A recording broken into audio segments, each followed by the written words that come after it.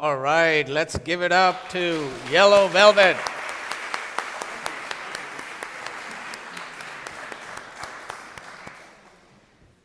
Good morning, Cedar Lane. It's a joy to gather today, whether you're here with us in person or joining us online from the comfort of your home. I'm Abhi Janamanchi, he, him. I am a South Asian Indian male in his 50s with dark hair and a graying mustache, wearing a red vest, a green shirt, and black pants. Welcome to worship. And I am Reverend Ali Casey Bell. My pronouns are he and they. I am wearing a flowered stole, a gray and gold tie that's paisley, a pink shirt and gray pants, I believe, with black glasses. I am a dark-skinned black trans man, and I am so happy to be here with you today. As we begin, let us take a moment to acknowledge the land on which we gather.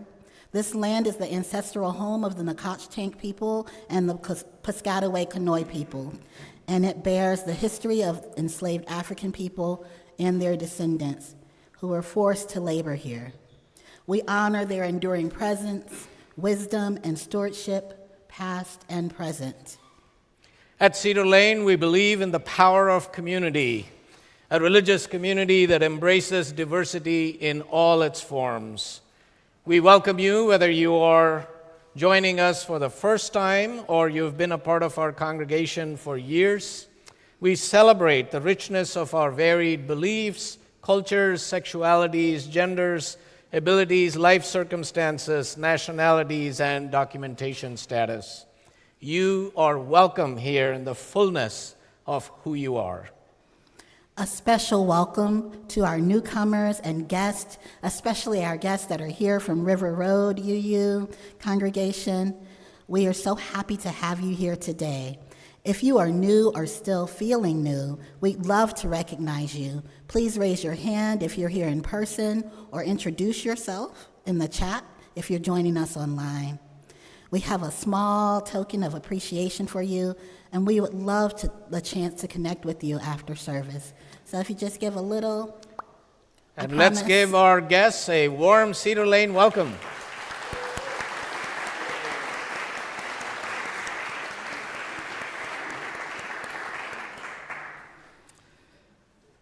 And we are especially delighted to welcome our musical guests, Yellow Velvet. Their soulful sounds will be enriching our worship experience today. And let me introduce you to the talented members. Brookelove on bass and vocals. Connor Laughland on vocals and Chris Beatty on keyboards. And our own Cedar Laner Ben Laurenson on sax and percussion.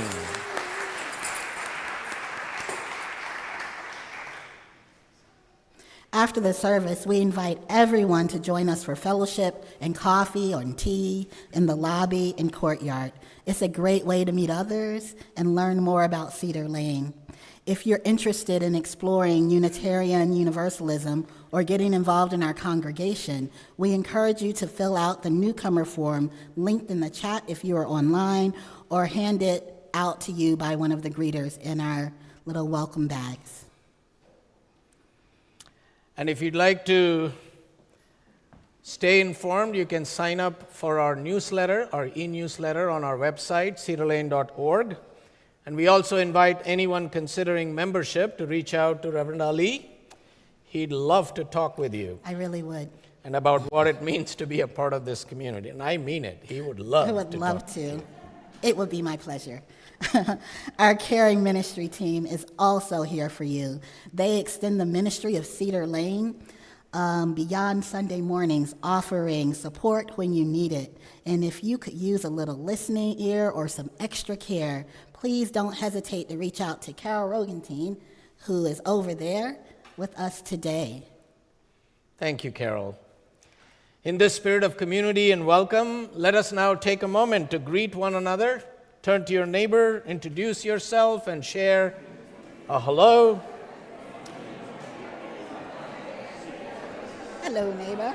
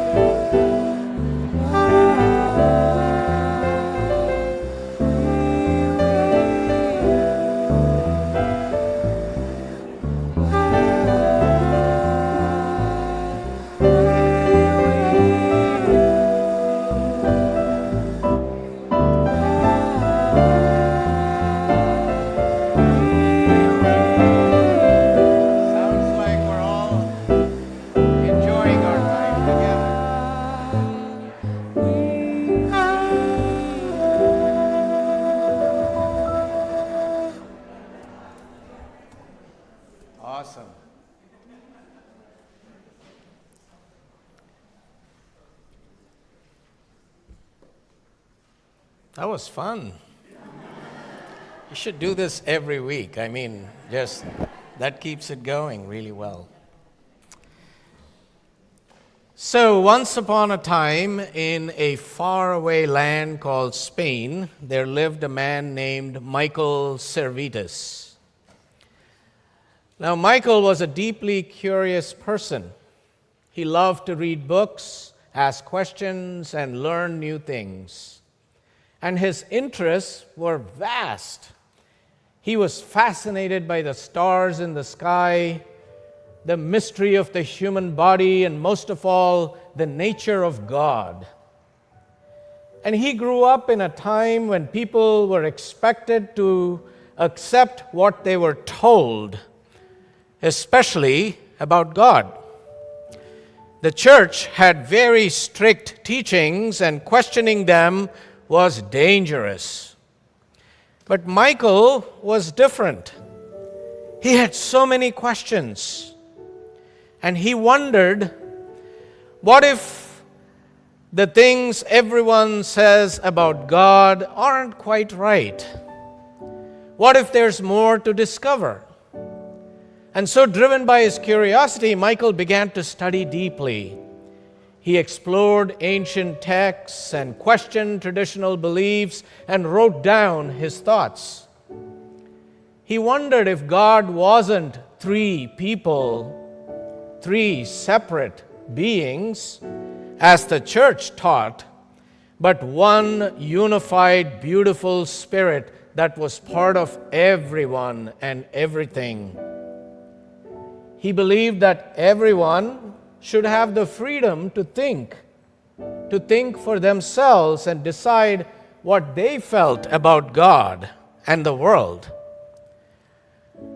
Now, this was a really brave thing for Michael to do, because the leaders of the time did not welcome such ideas. They believed that everyone must think the same way, and that way was what the church dictated. But Michael couldn't stop himself. He was on a quest for truth. So he decided to share all his ideas with the world by publishing a book. Now, he hoped it would inspire others to think differently about God and encourage them to ask their own questions. However, the church leaders were furious. They called him a heretic, which means someone who challenges the accepted beliefs. And the Spanish Inquisition, a powerful institution that punished those who strayed from the church's teachings, went after him. And realizing the danger he was in, Michael fled Spain and escaped to France.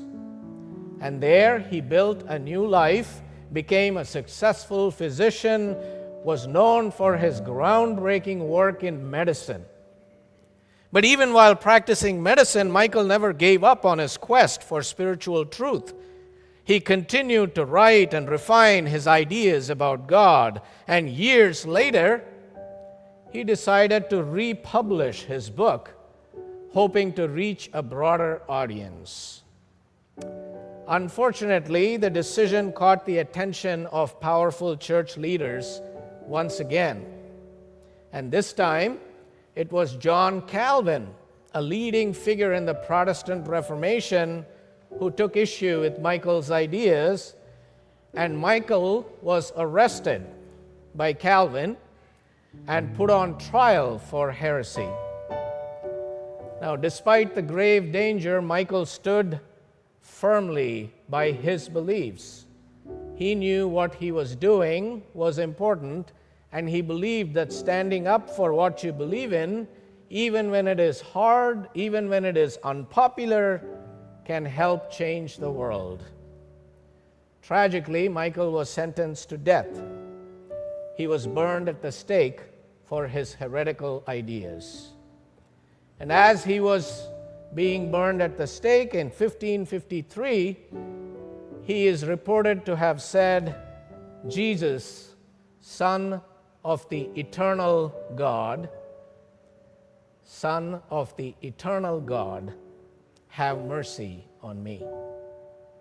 Now, this quote reflected Servetus' deep faith even in the face of death, and his unwavering commitment to his belief in the unity of God. And even though his life was taken, his ideas live on. His bravery and his writings inspired many others to think for themselves and to question the things they had always been told. And Michael Servetus reminds us that it is okay to be different, to ask questions, to search for truth. So when we light our chalice, we remember Michael Servetus and all the brave people who have come before us. We remember that it is okay to be curious, it is okay to be brave, it is okay to stand up for what we believe in. And just like Michael, we can help make the world a better place by sharing our ideas and following our spiritual path together as a religious community. That's the story. And now, children are invited to head to Makerspace activities in room 15. Just follow Miss Jenny, who's waiting for you, where you can embrace your heretical spirit by thinking creatively, asking questions, and making life hard for Miss Jenny. Go for it.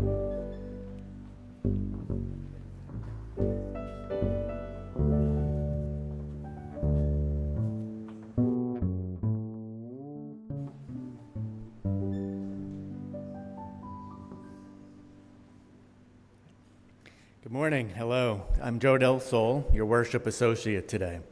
I am a cis white male with graying brown hair and beard, glasses, a gray beige polo shirt, and blue jeans. In our tradition, we light the chalice as a symbol of our faith and community.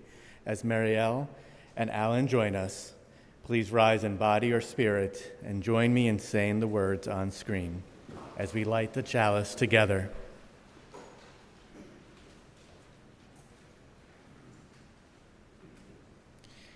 We light this chalice in honor of our heretical faith, a faith that boldly questions, challenges, and reimagines, a faith that embraces the freedom to choose, and a faith that lights the way towards justice, equity, liberation, and beloved community. Great. Thank you.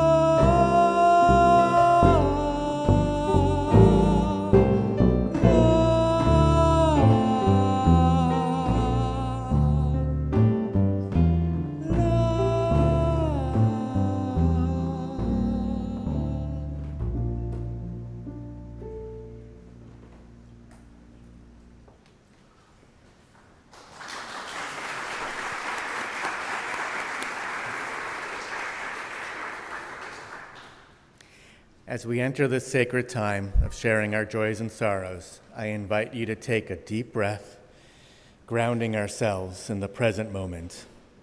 In this time, we open our hearts to one another, embracing the full range of our human experience, our celebrations, our challenges, our grief, and our hope. Within our Cedar Lane community, we hold in our hearts those who are celebrating significant milestones, anniversaries, new beginnings, accomplishments, birthdays such as my nephew Max, who turned 7 today. May their joy be felt by all of us, bringing light and warmth to our shared journey. We also hold tenderly those who are facing illness, loss, recovery, or other challenges. Today, we especially hold Lucy Lowenthal in our hearts as she mourns the passing of her mother, Joan Lewis Jewett, who passed peacefully on Saturday after a long illness at the age of 94. Joan was the beloved mother of 6 and grandmother to 13. We are with Lucy, Peter, and their family in spirit during this time of loss. We also hold in our hearts the countless people displaced or harmed by war, climate disaster, calamities, and political repression, especially those in Gaza, Ukraine, Sudan, Haiti, and the Democratic Republic of Congo. We pray for an immediate ceasefire, the release of all living in captivity, and for safety and peace for those in danger. As we close this time of sharing, I invite you to take a moment to light a candle. This is an opportunity to share the joys and sorrows in your life, to bring them into the light, and to hold them within our shared community. Please feel free to come forward to the right today and light a candle as we share this sacred time together.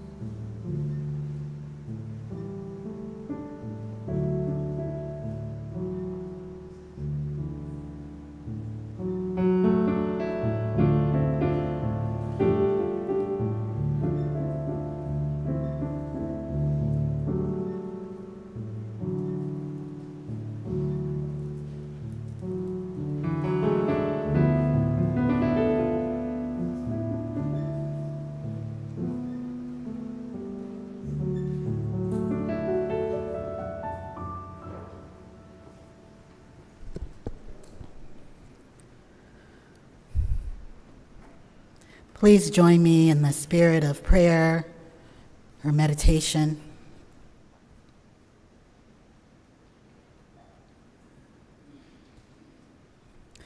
Spirit known by many names, gracious one, we offer our hearts today that may be heavy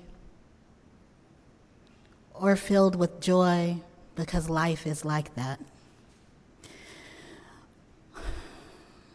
We are hoping to be a people who live into the values that we hold so dear and often fall short of. We seek a way forward that helps us to remember in times of strife, in times of burden, and in times of struggle, that we are not a perfect or perfecting people, but that we are a connecting people and a progressing people. Let us hold each and every one of us here gently, for we know not what they experience. And let us in kind be welcome to be held gently in this community as we embrace the universal love that we all so believe in. Let us be the people that our higher selves hope us to be. Let us be brave and let us be wise. Let us be caring and let us be kind and let us be forgiving and forgiven. Amen, Ashe, and blessed be.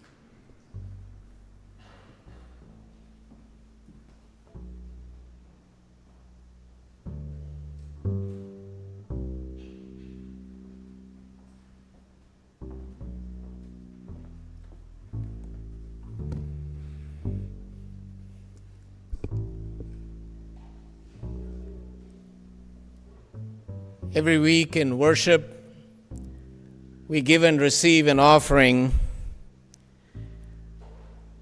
that is both symbolic and practical. While our pledges of financial support sustain our yearly programs, our ministries, our staff, the act of giving during worship is a collective expression of gratitude for the blessings we have received. It's a tangible way of nurturing our spiritual community and supporting the broader work of justice and compassion in the world. Today we are honored to share our offering with Unitarian Universalists for Social Justice, UUSJ.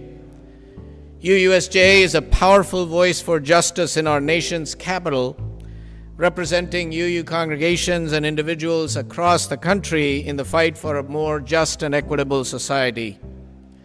And one of the core areas of UUSJ's work is defending and strengthening democracy. And they are actively engaged in advocating for voting rights, ensuring that every citizen has a voice in our democracy. And they work tirelessly to hold our leaders accountable, urging them to protect the rights of the most vulnerable and to resist efforts to suppress the vote. And through their organizing, lobbying, and education efforts, UUSJ empowers UUs and our allies to take meaningful action on critical issues like immigration reform, environmental justice, and economic equality.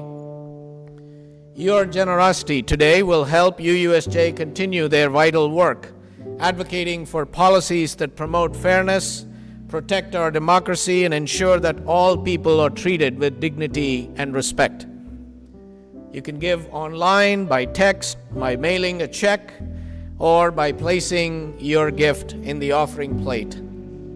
Your contributions in whatever amount make a real difference, both within our Cedar Lane community and in the broader world.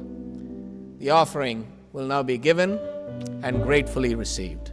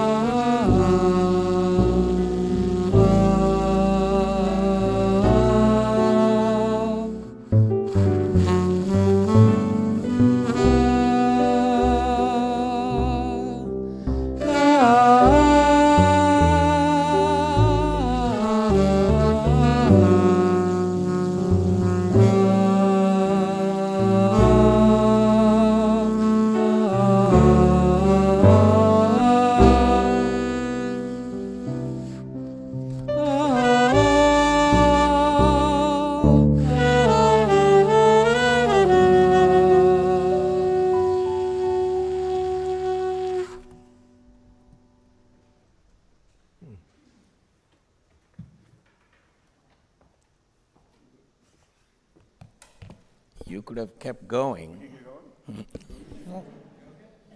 Or you can play underneath. For all that we bring and share to make this a beloved community of spirit, may we be grateful. Thank you, Yellow Velvet, for all that you bring and share with us today. Unitarian Universalism has always been defined by its willingness to embrace heresy, not as an act of defiance, somehow feeling naughty about it, but as a real commitment to freedom of thought, the pursuit of truth, and the courage to question established norms. From our earliest days, we have dared to challenge the status quo, to ask difficult questions, and to seek deeper understanding, even when it led us down paths that are unpopular or misunderstood. See, the word heresy comes from the Greek heresis, meaning to choose. And in the early Christian context, heresy referred to choosing beliefs that deviated from the established norms and doctrines of the church, beliefs seen as dangerous or false. Now, over time, heresy became synonymous with defiance, rebellion, and even sin. And those labeled as heretics were often persecuted, excommunicated, or killed for their willingness to challenge the orthodox views of their time. But for Unitarian Universalists, heresy is not a term of condemnation, it's actually a badge of honor. Our faith is built on the foundation of freedom, the freedom to explore, to question, and to choose. Yet, with this freedom comes the responsibility to honor and respect and understand the paths of others, recognizing that our individual journeys are enriched by the collective wisdom of our community. We're not bound by creeds or dogmas. Instead, we are guided by our experiences, by reason, by faith, our values, and our shared commitment to what is true and right. So in this balance of individuality and community, we find both the strength to be ourselves and the support to work and walk together on our spiritual journeys. So it's not about, as a UU, I can believe whatever I want to. That's a familiar trope that gets trotted out. I don't really care what we say we espouse. I really want to believe what I want to believe. And you don't tell me. It's not your damn business to tell me what to believe. It's not that. It's about believing what we must and doing that together in community. So this heretical spirit has been a defining characteristic of Unitarian Universalism from the very beginning. Early Unitarians, for example, rejected the doctrine of the Trinity, a core tenet of Orthodox Christianity. They argued that the whole concept of a triune God was not only illogical, but also unbiblical. And for this, they were labeled as heretics and accused of straying too far from Christian teachings, and as we heard in the story, were even burned at the stake. For this, they continued to hold on and strive with courage and conviction. Confident in their conviction that truth could not be dictated by authority, but must be discovered through reason and reflection. Similarly, early Universalists challenged the prevailing belief in eternal damnation. They preached a message of universal salvation, a radical idea that was met with fierce opposition. And Universalists were often vilified and ostracized for their beliefs, yet they remained steadfast driven by their belief in a loving and merciful God who would not condemn anyone to eternal suffering. So these early heretics were not content to accept doctrines handed down to them. They sought a deeper understanding of truth, one that resonated with their own experiences and convictions. And it was their courage that paved the way for the freedom of belief that we cherish today. Now, when I first arrived in Montgomery County 12 years ago, I was struck by the inclusivity and openness of the interfaith community here. Leaders from various religious traditions, Episcopalian, Baptist, Catholic, Jewish, Muslim, Buddhist, Zoroastrian, Hindu, Sikh, and many others gathered regularly to share ideas, collaborate on social justice initiatives, and support one another. Now, this kind of inclusivity was a far cry from the experience I had early in my previous ministry, where I was excluded from a Christian unity event because of my Unitarian Universalist Hindu identity. This experience highlighted the unique position of Unitarian Universalism within the religious landscape. We are a faith that has long been seen, certainly as heretical, by traditional religious communities. Yet it is precisely this position that gives us our strength. Because here we are free to explore new ideas, embrace diverse perspectives, meet people who are not like us, who do not think like us, who do not live like us. Yet we are committed in our commitment to love alike. And throughout history, there have been moments, lest you think we have been wonderful, where we have been tempted to impose our own version of orthodoxy. The transcendental movement of the early 1800s, led by people like Ralph Waldo Emerson and Theodore Parker, challenged the more traditional Unitarian establishment. And Emerson's 1838 Harvard Divinity Address questioned the central tenets of Unitarianism and was met with fierce opposition. Yet over time, his ideas gained acceptance, and the Transcendentalist movement became an integral part of our tradition. So the willingness to evolve, to incorporate new ideas and perspectives is what has allowed Unitarian Universalism to remain relevant in an ever-changing world.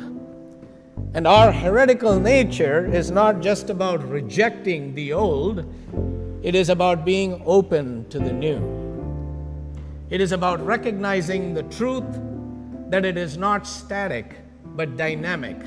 That revelation is not sealed, it is not sealable, as Unitarian theologian James Luther Adams said, something that must be continually sought after and redefined. And so today, we are a diverse and inclusive faith, welcoming people from a wide range of life experiences and spiritual backgrounds. We are no longer just a refuge for those fleeing the confines of Orthodox Christianity. We are a vibrant, evolving community of seekers, committed to justice, to compassion, and the inherent worthiness and dignity of every person. Our heretical legacy is not just a relic of the past. It is a living, breathing part of who we are today.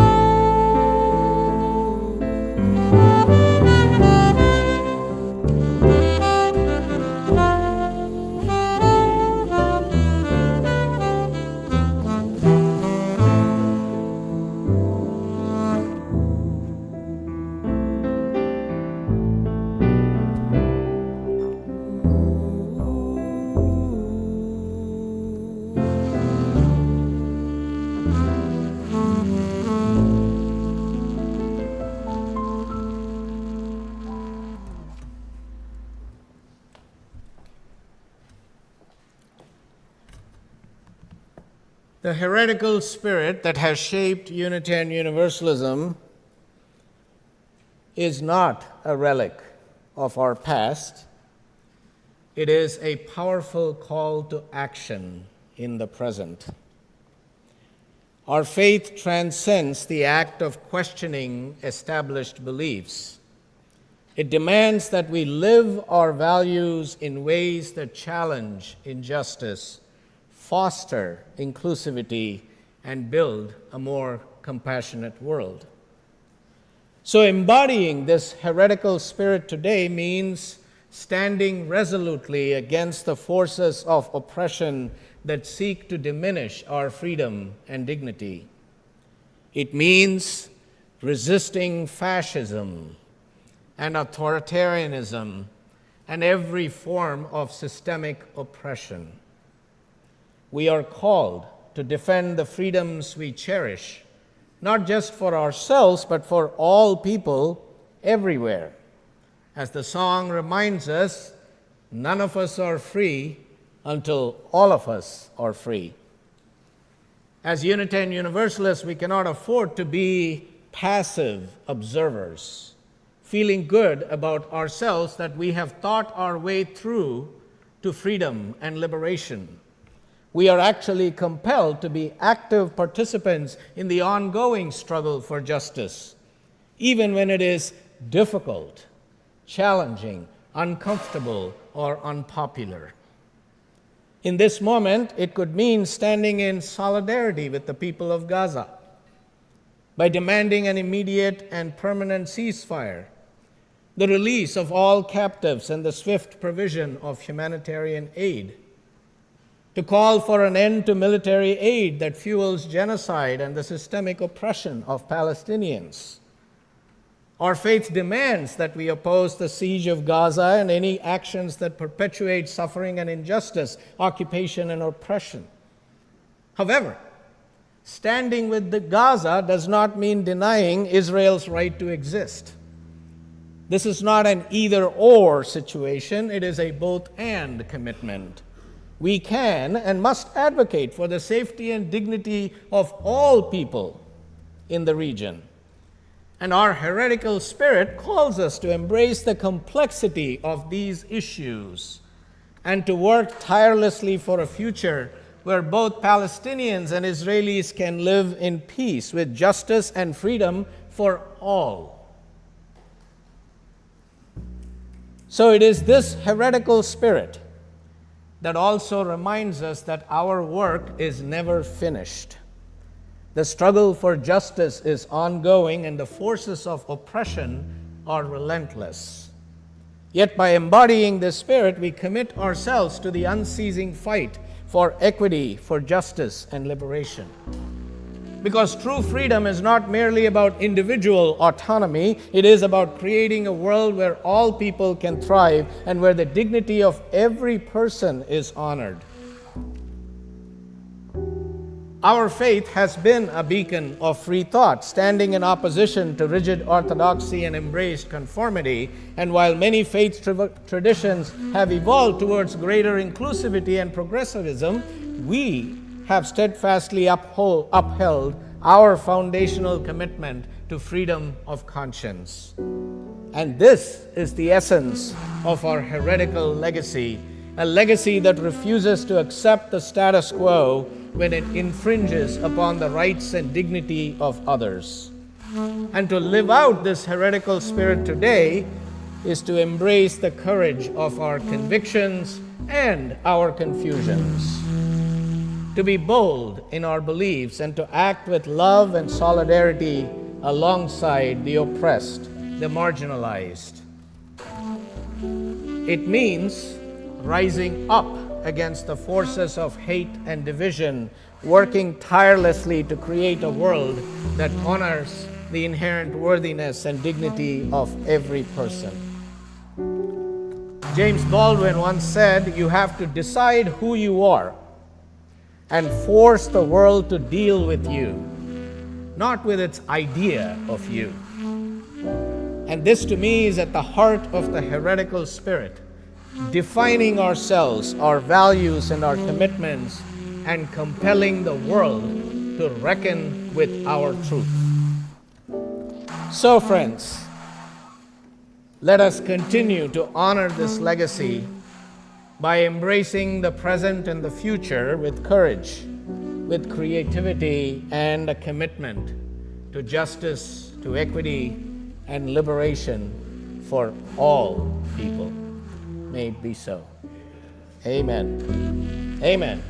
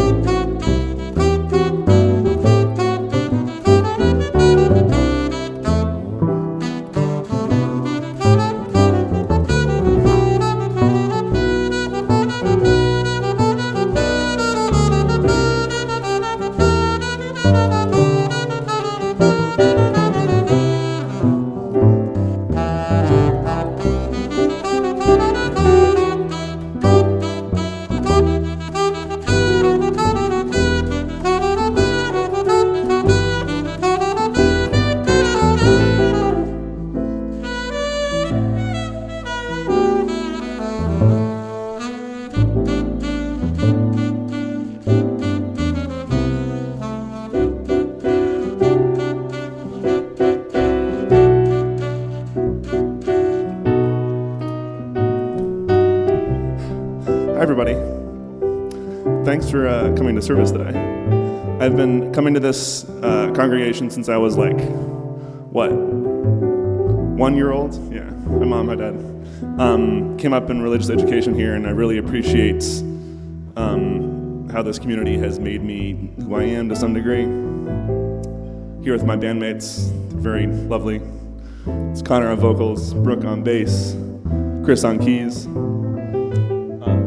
We're actually playing Thursday in September on the 19th in DC if you want to see us live and pay $15 the privilege of doing so.